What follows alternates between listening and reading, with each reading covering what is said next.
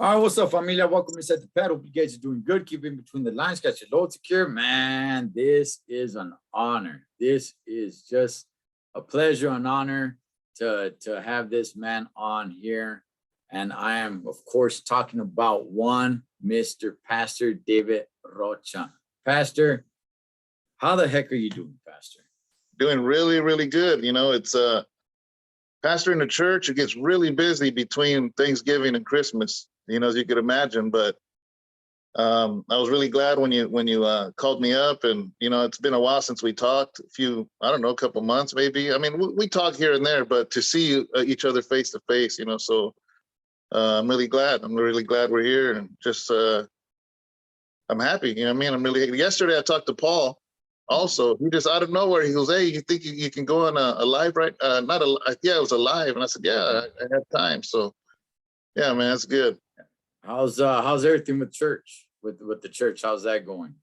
Everything's going good. You know, like I said, it gets busy, but man, you know, it's kind of like the thing that it can be hard, but it's rewarding.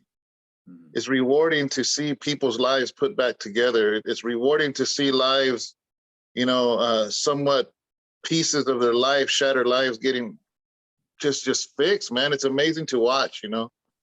Yeah. And that's a reward unto itself, you know. Well, I got to go ahead and tell you, and I've told you this personally, but I'm a big fan of your daily devotionals that you and Sharon do. I'm all over those devotionals. I am. I watch them all the time. I'm trucking.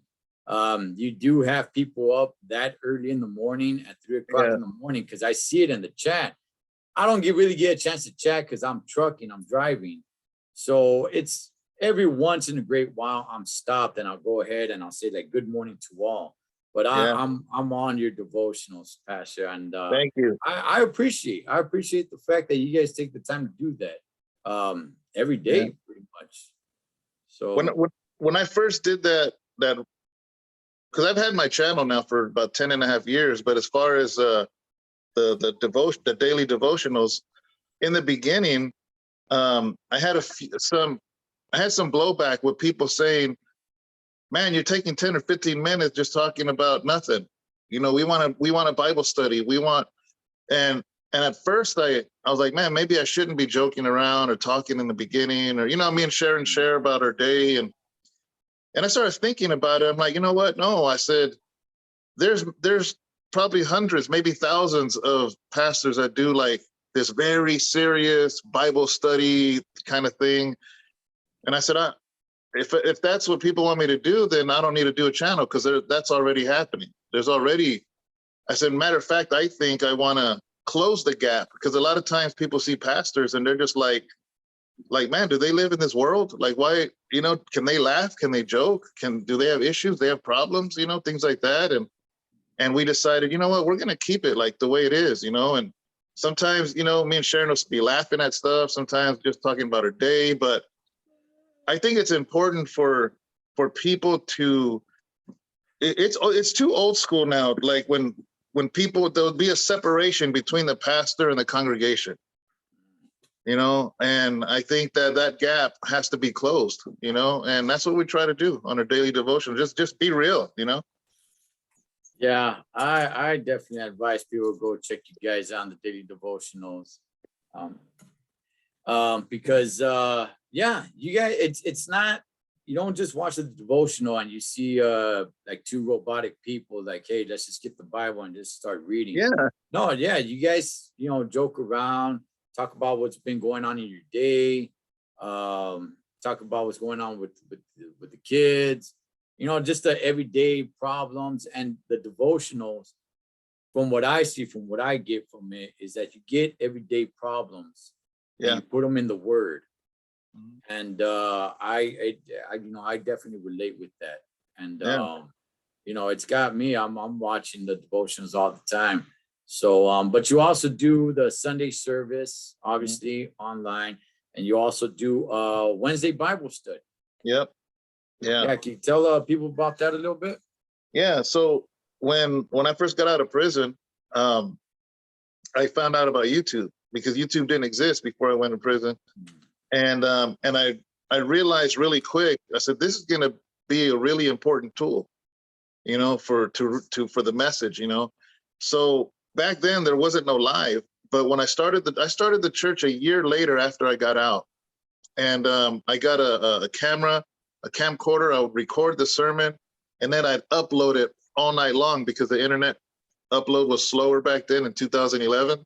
Mm. And so I started building a channel all the way since 2011. I knew YouTube was an important tool to use. You know, YouTube is just like anything. You can use it for evil, you can use it for good, you know. And so every Sunday, I live stream the Sunday sermon that I preach. And every Wednesday, I have a Bible study, and we live stream that.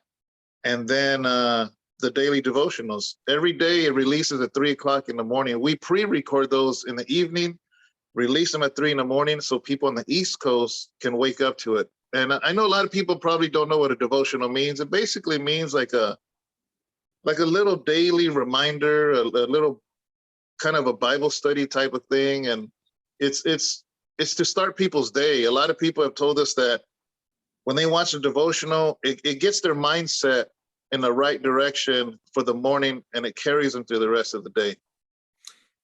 Yeah, definitely. Let's see, do I got it right? Yeah, see, I got a daily devotional book as well. And I do go ahead and I read it every day.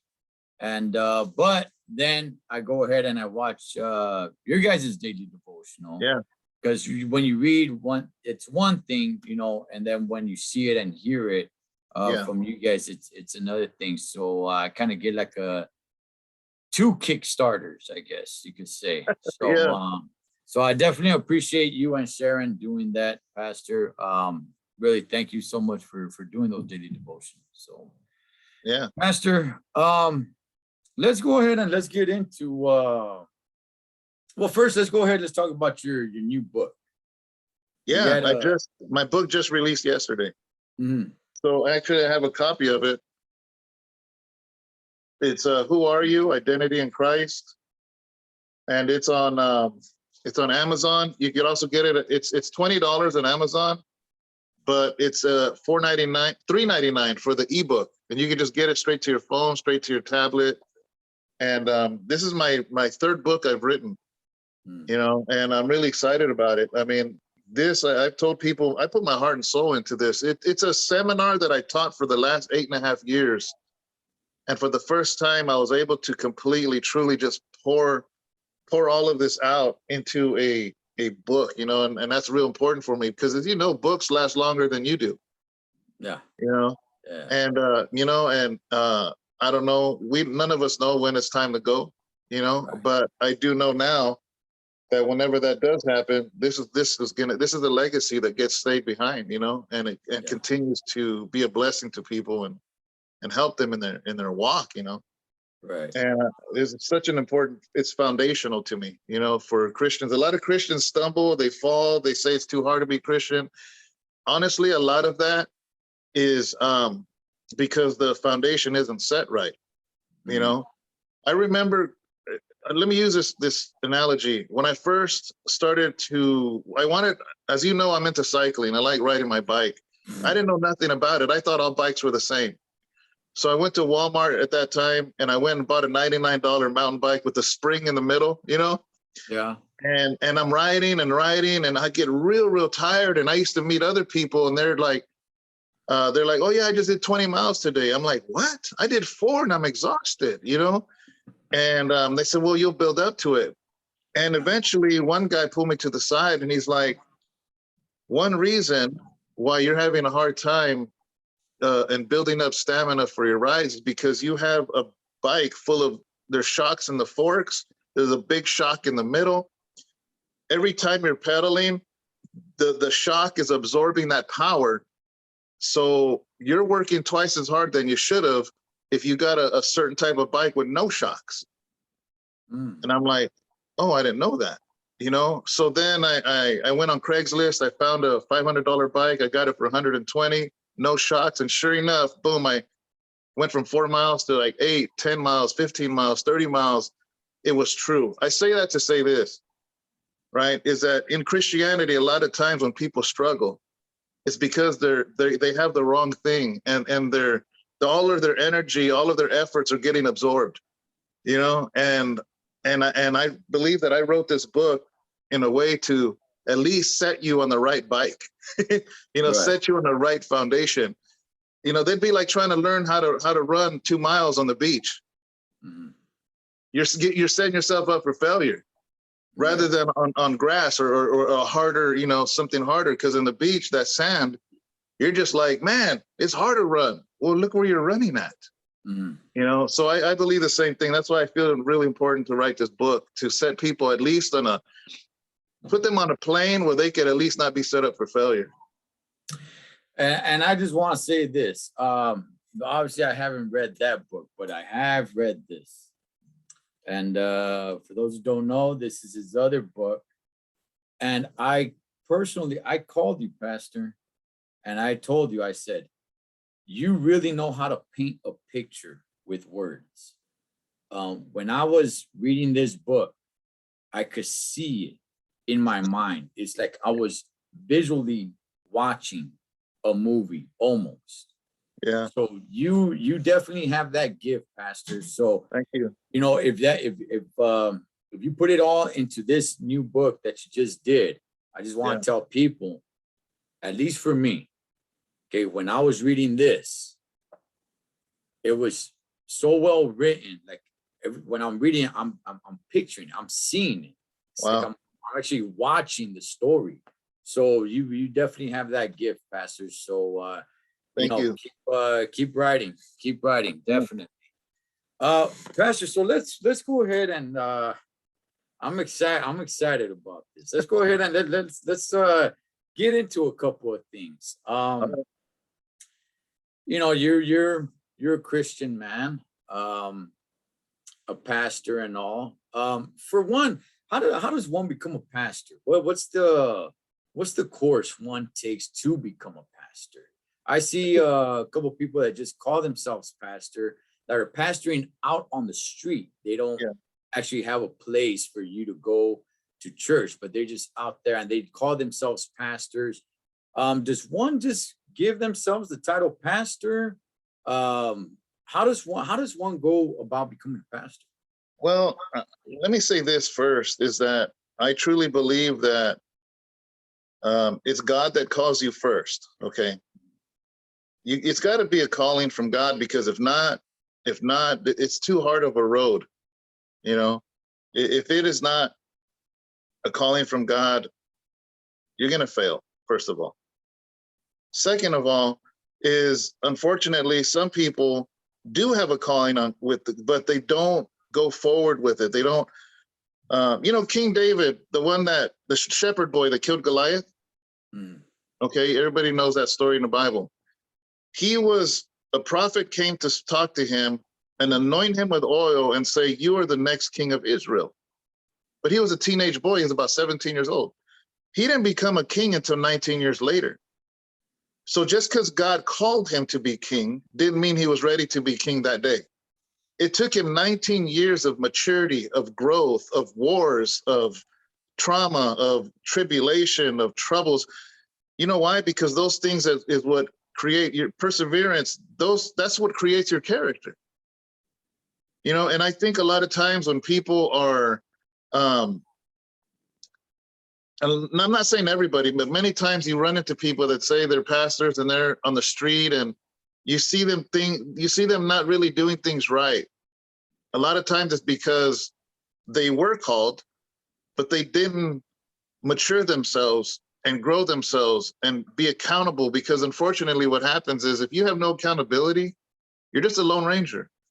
Now, I say that to say this, is I know some street preachers that preach on the street that don't have a church building, don't have, and that I respect.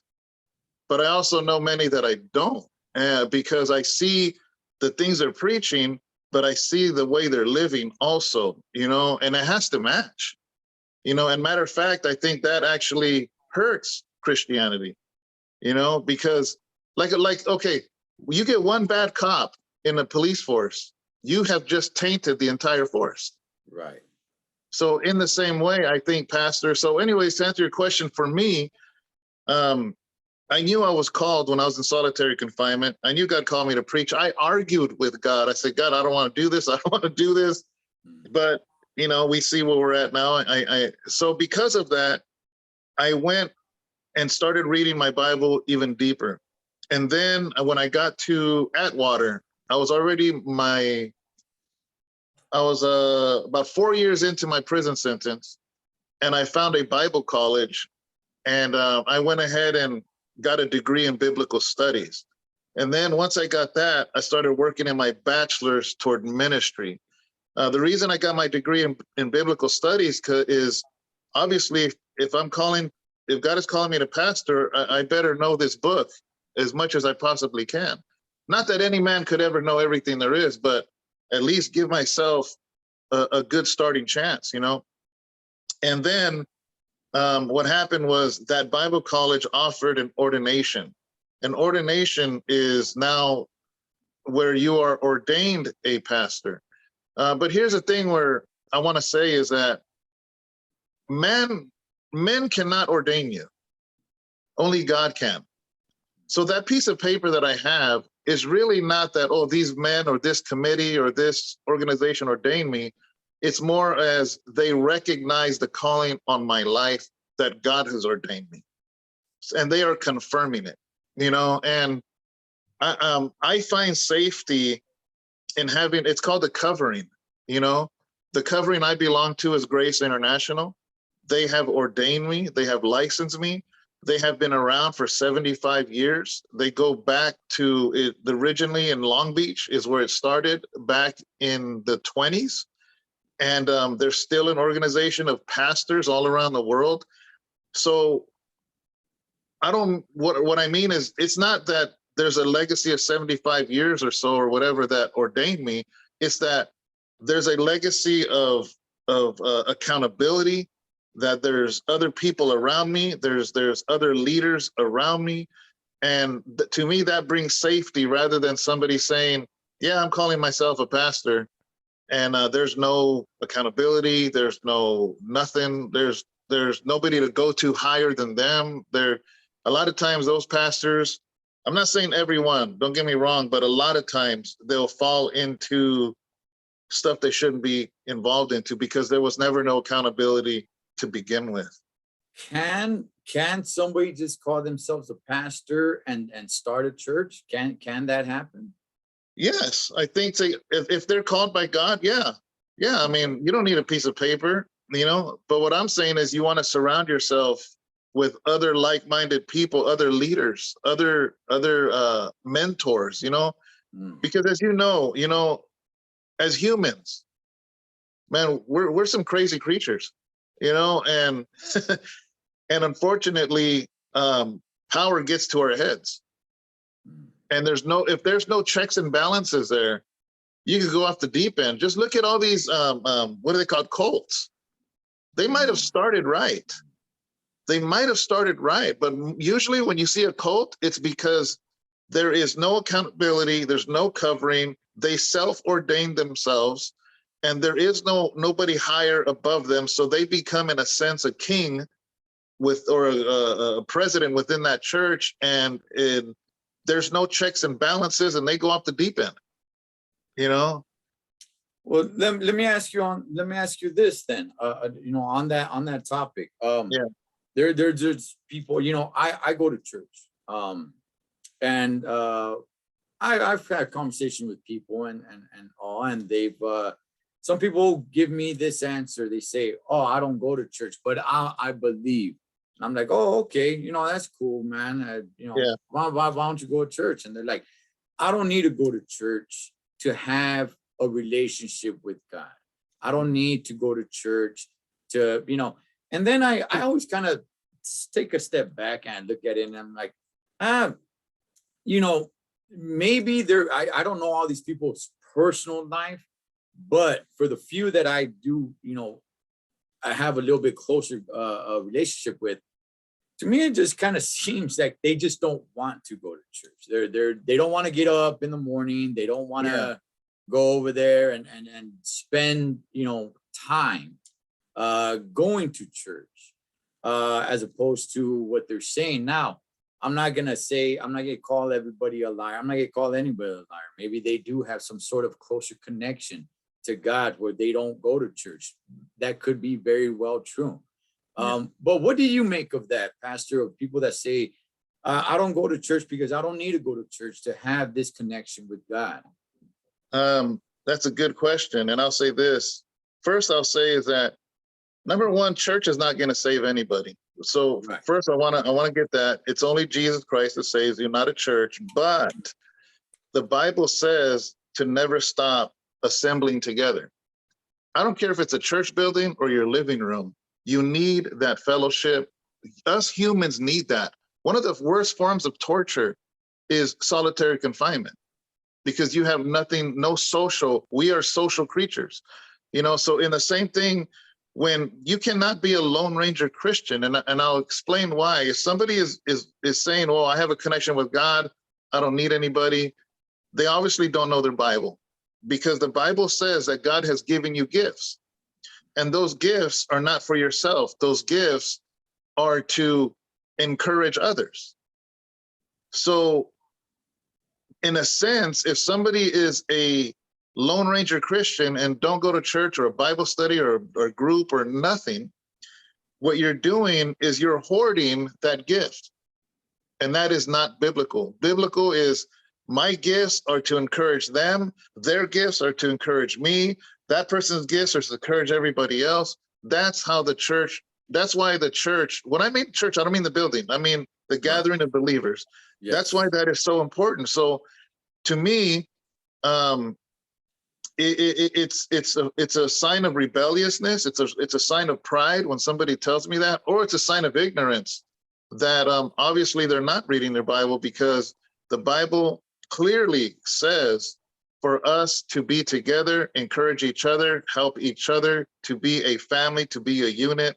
That can't be done if all you're doing is being a Christian in your own home with nobody else around for your. Here's the thing. People go to church saying, what can I get from this? But the Bible says you have gifts, and it should be more like, man, I want to go because I want to be a blessing to the people here. What if that church or that Bible study is lacking the very thing that you are gifted in? Yeah. It's a community. Right. Yeah. Yeah. And like you said, church is not a building. It's the people. And where two or more gathered, God will be there. Yes. So it's the people. It's not the building. Yeah, I always kind of found that odd, but now with technology today, I see it now, Pastor. And look, there's people, either for handicap reasons or whatever it may be, they can't get up and go to church. So now we got technology where you could, stream it online. However, Pastor, how many people do you think? I know you can't really come up with a number, but how many people do you think now, just for their convenience, stay home and just stream it, knowing that they can attend church, but they don't want to get out of their pajamas. They don't want to take a shower. They don't want to get dressed. They don't want to drive. And they just, hey, I'm just going to stream it. And there it is. What do you think about that, Pastor? I don't agree with that. I think that if you're able-bodied and able to go, that church needs your presence. As a pastor, I will tell you, it goes two ways to be encouraged. People go to hear the sermon, to hear the worship, because they want to be encouraged. Well, you know what? Me as a pastor, you don't think that thoughts come into my mind, that Satan doesn't come and say, ain't nobody coming, nobody cares, nobody wants to hear you. So when I see somebody show up, do you realize that encourages me? It goes both ways. You can't just take and take and take from the pastor whenever it's your convenient. Don't you realize that we're a family?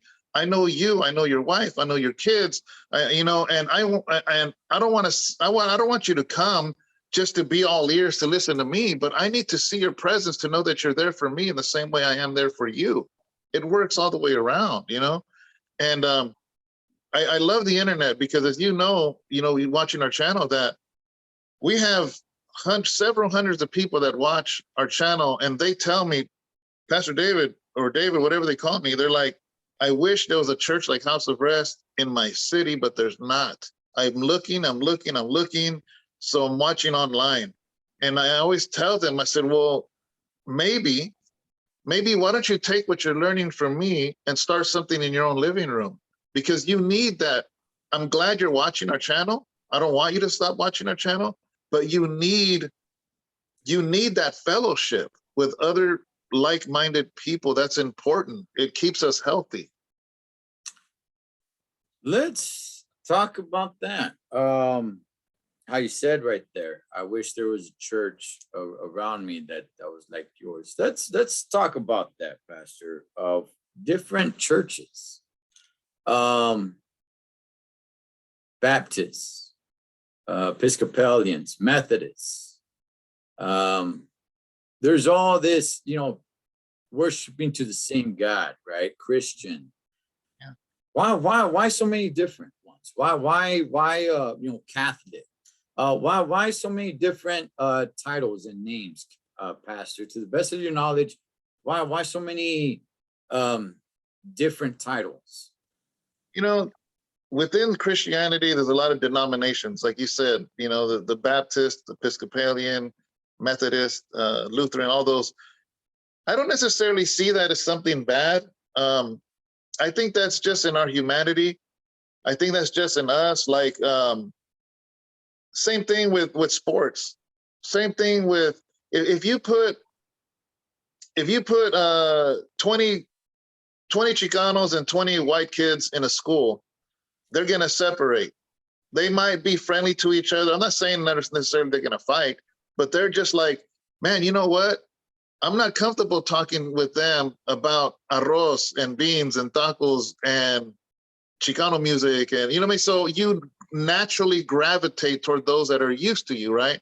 Same thing with the whites. They're like, man, those Mexicans, they're cool, man, but there's certain things they like.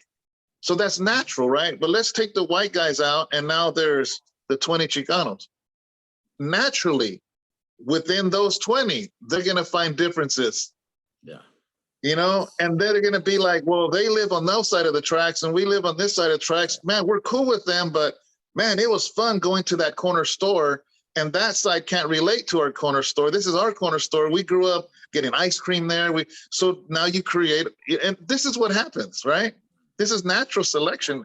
So I think the same thing happens in Christianity is, for instance, the Baptists, they feel really strongly about water baptism. And as all churches do, but they feel really strongly about water baptism to the point where people say, oh, you're one of those Baptists, And then the Methodists, they believe that there was a method to salvation, that there's a sinner's prayer and you ask God to come into your heart. And so they would preach this method to be a Christian. So they're like, oh, you're one of those Methodists. So each denomination had its little niche in Christianity. Not that any of them was wrong. To me, they're all true. But it's the same thing. They kind of like, well, they felt real strongly about baptism or method or this. And eventually it became a denomination. Pentecostals, they, speaking in tongues. And so a lot of people in the Methodist church and the Baptist church, they started speaking in tongues. So other people started feeling weird. So then eventually they got the signal and they're like, man, you know what? Oh, you speak in tongues too? You do too? Let's start a church. Let's call it a Pentecostal church. You know what I mean? So to me, it's natural. It's humans. It's just the way it is, It's just the way it is.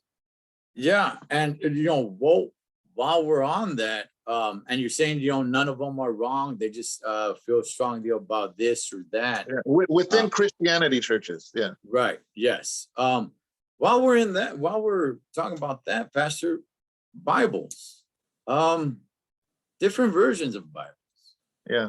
Obviously, you got the New King James Bible, you got different versions of Bibles, different wordings. When I'm at church, they go ahead and they put the the scripture. They go ahead and they put the verse on the screen, and sometimes it doesn't add up to the Bible that I have, and they're saying like, "Oh, I'm reading off this version of the Bible. Yours might say this. There might be a word or two different in Yeah. that verse." To me, details matter. You know, if I say, "Hey, I threw something to Pastor David," you know, that means you and I are in agreement that I threw something to you for you to receive it.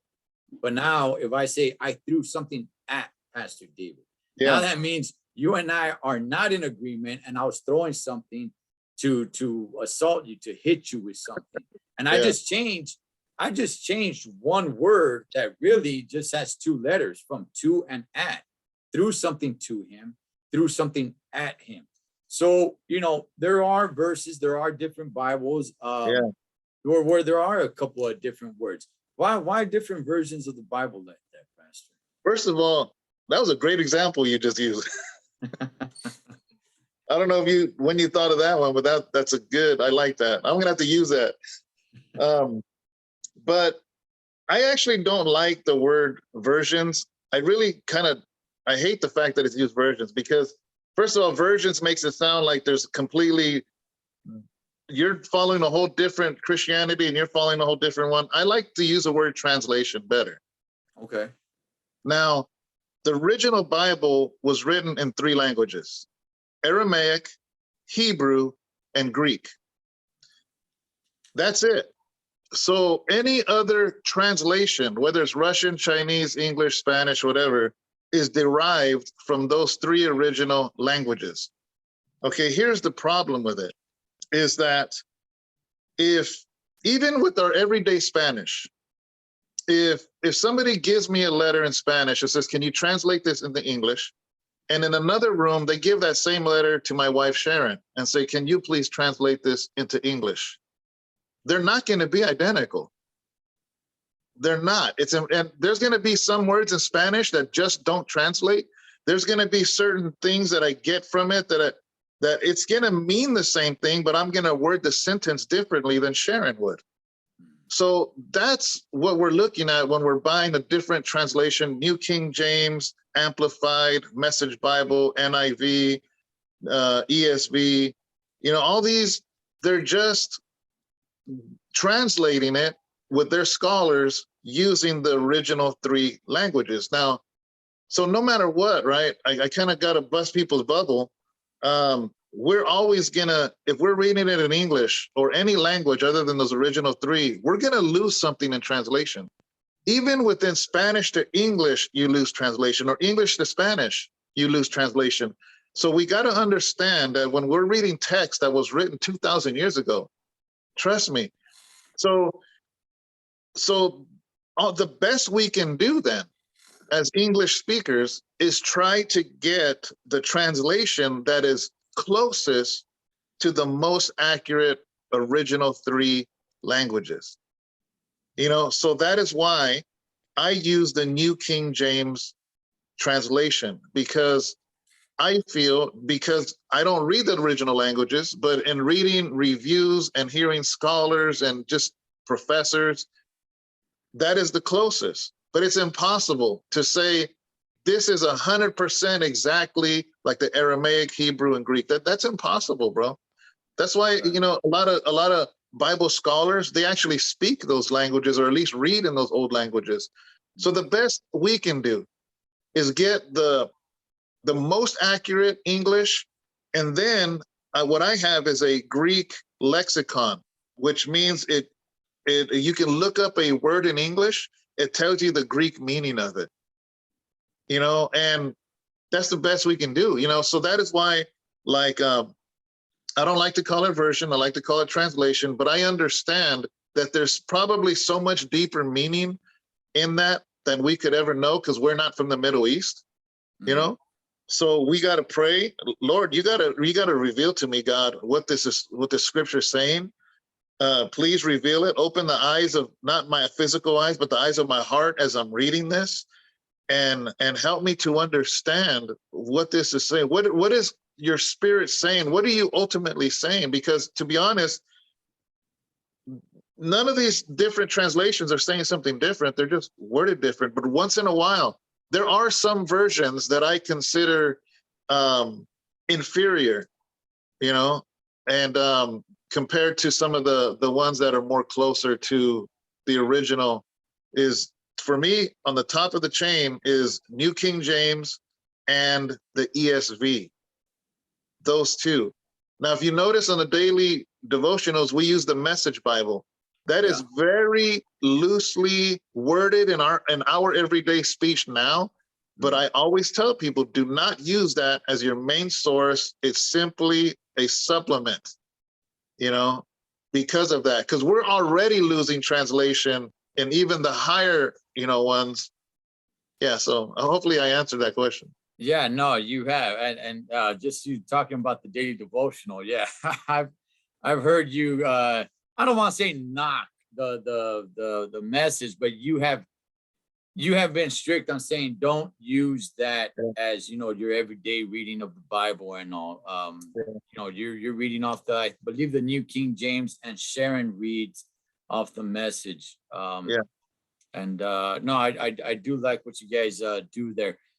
You know, speaking on that, what's your thoughts about the books that apparently were taken away from the Bible? Judith, you know, the Wisdom of Solomon, one of the most popular ones, the Book of Enoch. Quite a few. What's your thoughts on that? I know there's a lot of conspiracy theories out there. A lot of people have their own thoughts on it. There's quite a few books that were, you know, to the best of my understanding, that is removed from the Bible. Some people think there's some, you know, nefarious things to it. What's your thoughts on it? I know maybe each book has a certain reason, but just, you know, if you could just kind of give us your thoughts.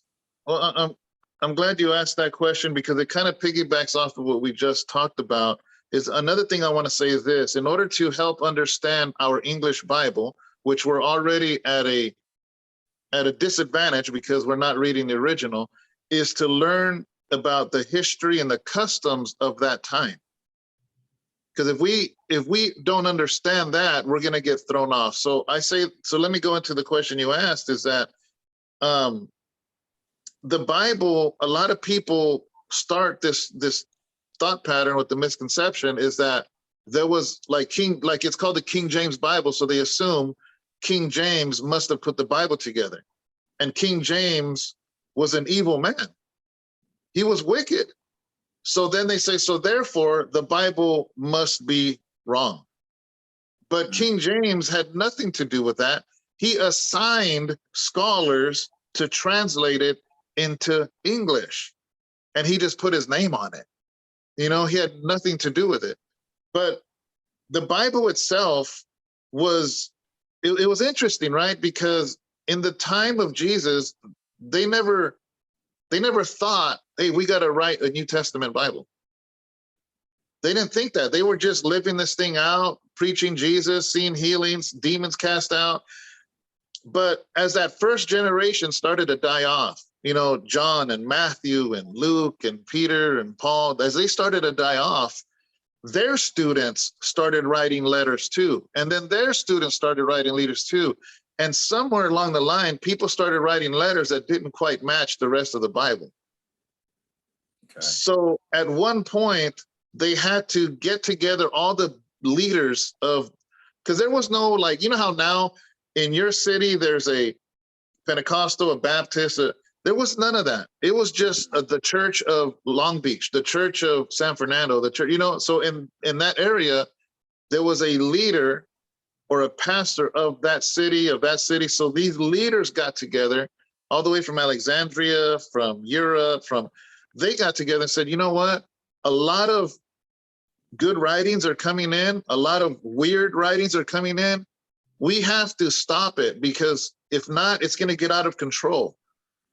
So what they did was they said, we're going to compile the Bible together with those letters that are only attached to people from that first generation. We're only going to get, Matthew, Mark, Luke, John, Paul, the books Paul wrote and so on. And we're going to put these together.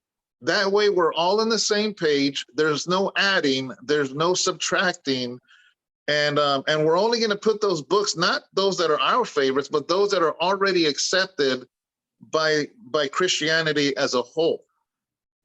So then it got compiled. The Catholic Bible, which is weird to me, because they have more books in the Bible than the regular Bible that we're talking.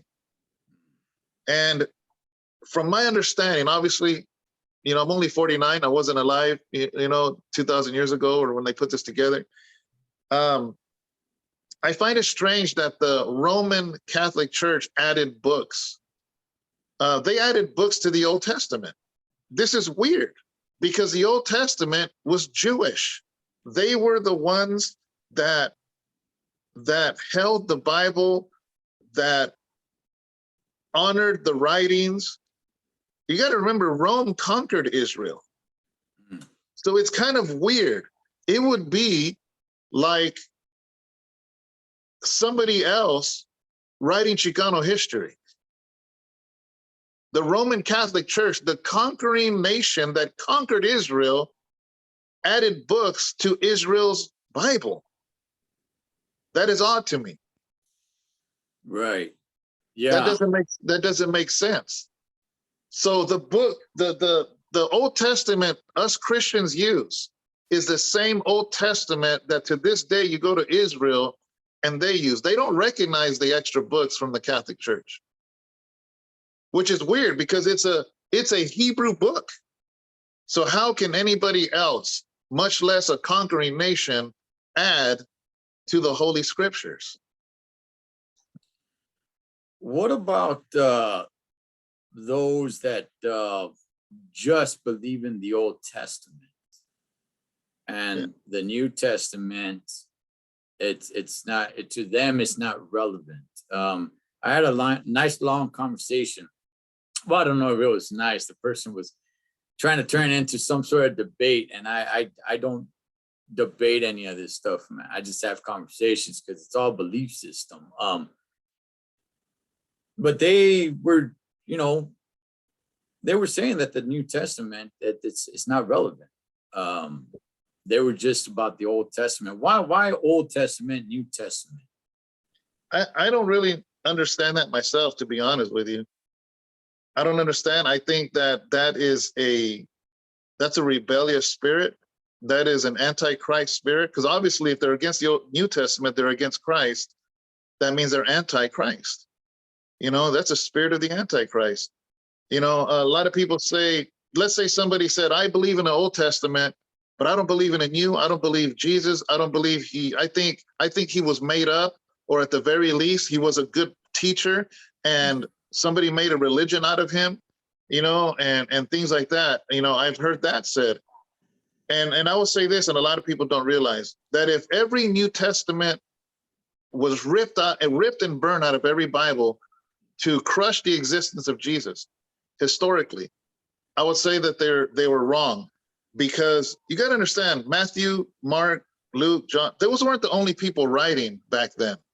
There's a lot of writings and scrolls that have been found by governors, by Roman emperors, there was a lot of historical things that had nothing to do with Christianity, records of things that were happening, diaries of things that were happening in the time of Jesus. So if every New Testament was completely wiped off the face of the earth, we would still know by the writings that they have found of non-Christian writers. We have a governor from Israel complaining to the governor of Rome saying, hey, these people are following this guy named Christ. They're supposedly he's performing magic, and other letters that say this person was killed, and after 3 days, there's rumors that he rose again. We believe that his body was stolen. I mean, they're arguing back and forth, confirming that this man named Jesus, what we can say is that according to their letters, he was at least allegedly performing miracles, allegedly rose again after 3 days. Allegedly, after he rose again, his church, his followers blew up substantially, more than ever before, because people were claiming to have seen him as risen. We would know this stuff, even if every Bible was wiped off the face of the earth. So for somebody to say that the New Testament is irrelevant, to me, that's a very rebellious antichrist spirit that's in them. Pastor, I don't want you to answer this right now. I kind of want to leave it as a cliffhanger. Should people look into the books that were left out or taken out of the Bible? And what do you think about people that study those books? Because I think from what I see, it is growing. People that are studying those books that were either left or taken out of the Bible. And why church on Sunday and not Saturday, from what I understand, the Sabbath? But we'll leave it. We'll get to that on part 2. So you guys go ahead and check out part 2, and we're gonna get into a lot more with Pastor David Rocha.